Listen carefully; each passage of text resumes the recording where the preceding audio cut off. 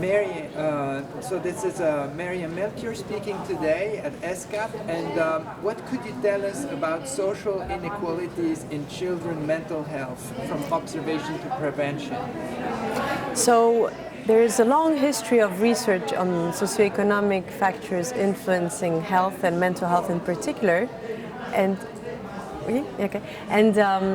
what we now know is that different aspects of family socioeconomic position, including family parental education and income in particular, predict 2 to 3-fold increases in children's emotional and behavioral difficulties.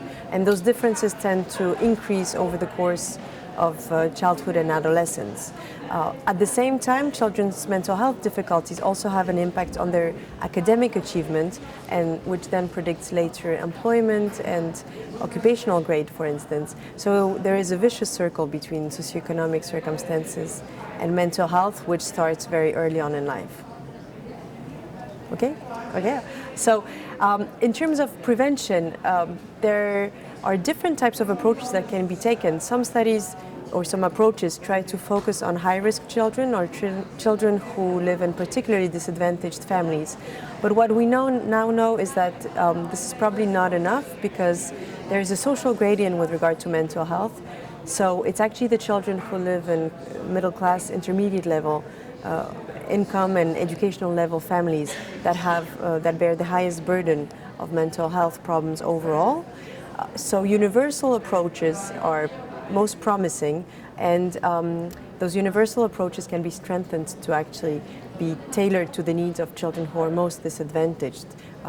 Early schooling is one such example of an intervention that can be proposed to all children, but that probably has particularly beneficial effects on children from very poor families.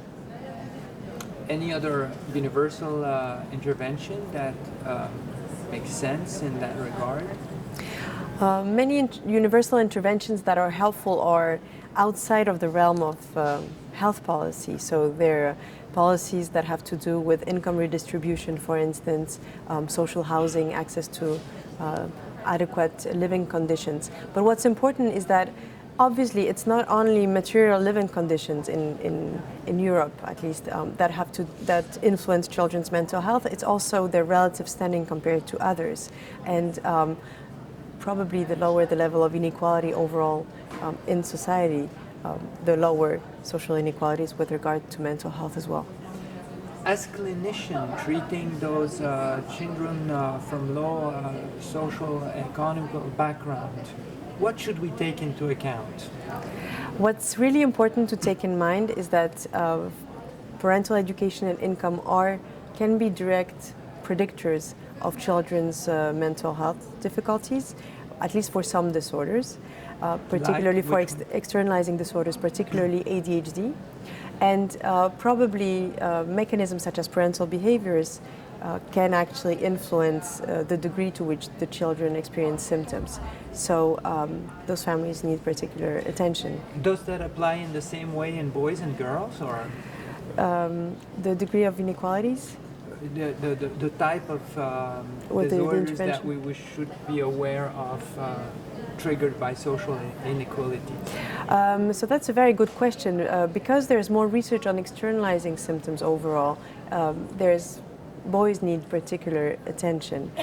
But at the same time, there's also research that shows that children growing up in poor families have high levels of anxiety, which more often are experienced by girls, and those can also have consequences on their later well-being in school achievement. So there is not a gender that is more protected, less vulnerable in regard to social inequalities? Girls tend to benefit more from any types of interventions.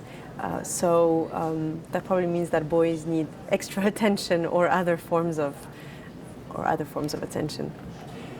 When we talk about social inequalities, is it more social disparity, the difference that a child or adolescent is experiencing in its own community that it's important, or is it really the lower social income? What is more important? Probably both. So the state of current knowledge is that both material living conditions are important. Of course, having sufficient income to be able to buy all the necessary goods, buy balanced meals, for instance, for children, is really important. Basic income that makes people able to live in decent conditions is extremely important. And then at the same time, also relative differences and the stress that people and children can experience, or this is of course more true for adolescents than very young children.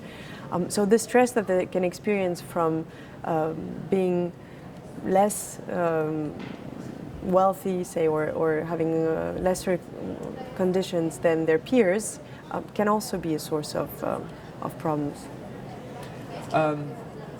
What about the perception of social status? Is that important, especially in teenagers? Does that affect them in a peculiar way?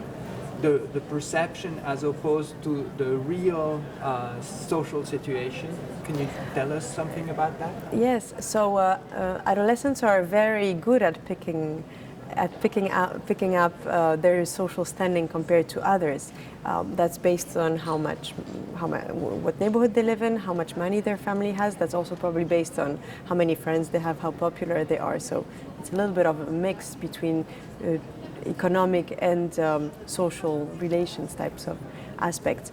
But they're very good at picking out where they stand compared to their peers, and those that consider themselves to have a lower social standing than their peers experience more mental health problems, that are even clinically relevant.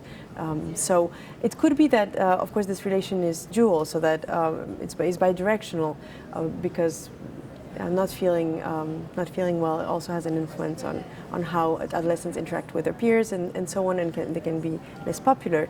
But clearly, there's also really something about how kids perceive their standing compared to others in relation to the occurrence of mental health problems. Has there been any intervention trying to specifically target their social representation?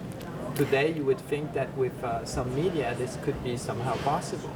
Yeah, so probably all the interventions that target schools or target groups of adolescents and that try to increase social competency, for instance, increase self-esteem, all the what we now call psychosocial skills, have a beneficial effect on how adolescents perceive themselves compared to others, and maybe reduce differences that they can feel to some extent. So finally, to finish, what should we do? What gives the best product for a dollar invested? Is it early intervention, positive discrimination, like giving families a better apartment in a better neighborhood, or is it direct financial support rather than all this effort in psychotherapy and intervention? Should we just give them some more money? It has been done. I've seen studies that did that. So what do you think? What would your intuition tell you in your experience? So income is an important determinant of families and children's and adolescents' mental health. So obviously ensuring basic income to everyone is probably very positive for children's and adolescents' mental health. But there are also psychosocial characteristics that do not always come with income that can also be improved, and so obviously helping the children that experience particular difficulties in relations with others and so on can also help them improve their mental health and probably their academic attainment as well, so overall reduce socioeconomic inequalities in their mental health. One last thing that you'd like to say to the European child psychiatry community or to young child psychiatrists?